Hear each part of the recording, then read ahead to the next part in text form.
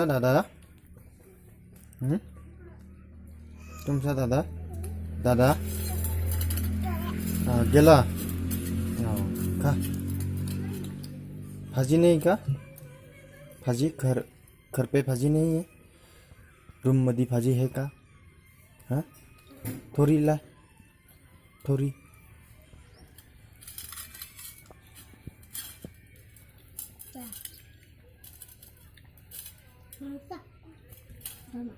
रोटी पाहिजे का? रोटी पाहिजे? नको पाहिजे?